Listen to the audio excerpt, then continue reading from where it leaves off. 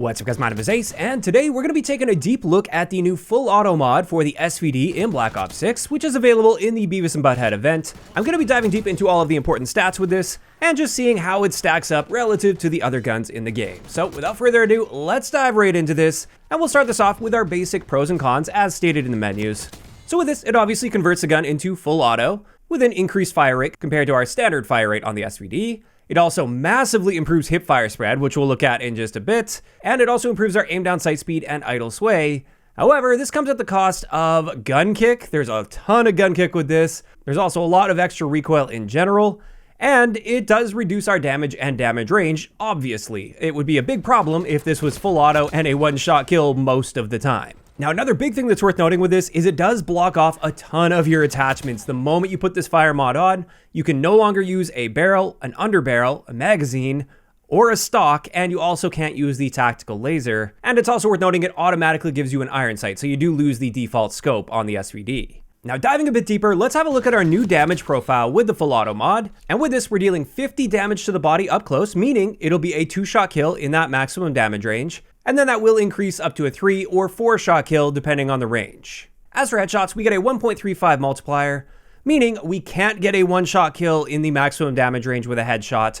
It's always going to be at least a 2-shot kill against a full health enemy in core game modes, of course. However, at both of the other distances, all you have to do is mix 1 headshot in with body shots to reduce the number of shots to kill. So in the second damage range, 1 shot to the body and 1 shot to the head will give you a 2-shot kill. And in the minimum damage range, 2 shots to the body and 1 shot to the head will give you a 3-shot kill rather than 4. After that, let's have a look at our rate of fire, which is 300 rounds per minute. That is quite slow for a full auto, but expected since we have a 2-shot kill potential. And what this means is our time to kill potential with that 2-shot kill is just 200 milliseconds, which is an extremely fast time to kill considering no headshots are involved here. However, it does climb quite a bit as you increase the number of shots to kill, or if you miss any shots, it's a very unforgiving gun with this slow fire rate. For every bullet you miss, it increases your time to kill by 100 milliseconds.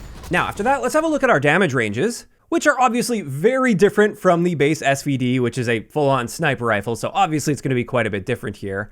Our maximum damage range, where we get a 2-shot to the body, is about 32 meters, which is not bad at all. It's pretty easy to keep yourself within 32 meters most of the time, whereas our 3-shot kill potential extends out to just about 56 meters, which in this game, it's actually pretty hard to find a practical line of sight beyond 56 meters. So more often than not, it's going to be a 2 and sometimes a 3-shot kill. Now, it is also worth noting, you might notice our hit scan range is the same as the default SVD, and that's because this has no impact on our bullet velocity. And that's to say that this has a really good bullet velocity, especially for a full auto gun.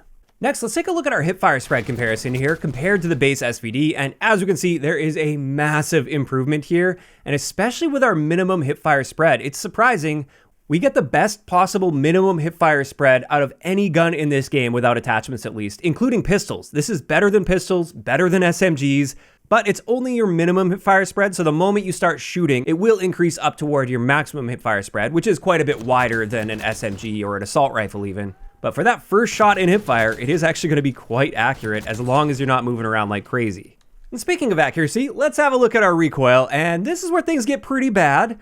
As you can see here, for the first 7 or so shots that you fire, it will kick upward with a fairly strong lean to the right, and then it very suddenly kicks back toward the left after that point. And with this, there is also quite a bit of first shot recoil, so a big jump after the first shot that you fire. And there's a pretty decent spacing between all of these bullets, especially when you consider how slow the fire rate is. So this is a lot of recoil, and it's definitely one of the biggest things that holds the full auto SVD back. So with this, since we do have access to muzzle attachments, I would highly recommend using a recoil muzzle. And I've actually found the ported compensator seems to be the best because that first shot recoil, we really want to get that under control. And that's where the ported compensator really helps the most. It is really unfortunate though that there's nothing we can do at all to improve our horizontal recoil. And that's the hard part with this gun is how much horizontal recoil there is and how suddenly it changes after that 7th or so shot that you fire.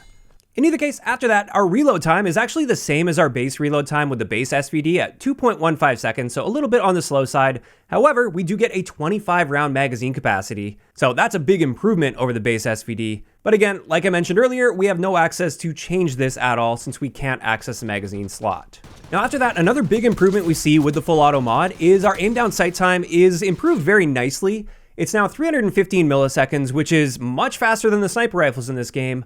and more along the lines of what you'd expect out of a marksman rifle, which is really what this gun performs like. It's like a full auto marksman rifle. When it comes to our sprint to fire time though, this wasn't changed at all with the full auto mod. It's still quite slow at 300 milliseconds for our standard sprint out time, and that is much slower than the marksman rifles in this game. As for mobility, this is another area where the stats aren't touched at all when you put this mod on. And this definitely holds the gun back, especially when we're looking at our aim walking speed. This is just 1.9 meters per second, which is what you'd expect out of a sniper rifle in this game, and significantly slower than any other kind of gun. Even marksman rifles that are a bit on the slow side, this isn't even remotely close to as good as a marksman rifle.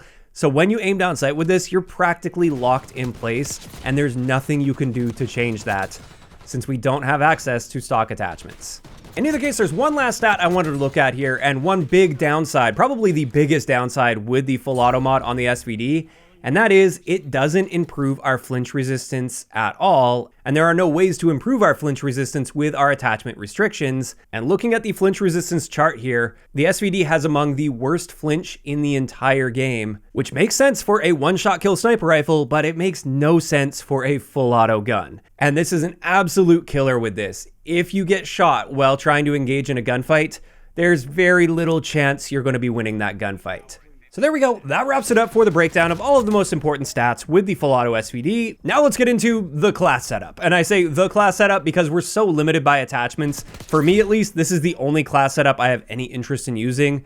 There's really nothing else you can do to optimize from here, aside from maybe use an optic that you're more comfortable with. But for me, this is just going to be the go-to option for this. And on this build, we have the Kepler Microflex optic, the ported compensator, the CQB riser, so that helps with our sprint out time, slide to fire time, and dive to fire time, which this gun desperately needs help with, especially with sprint out time, that is.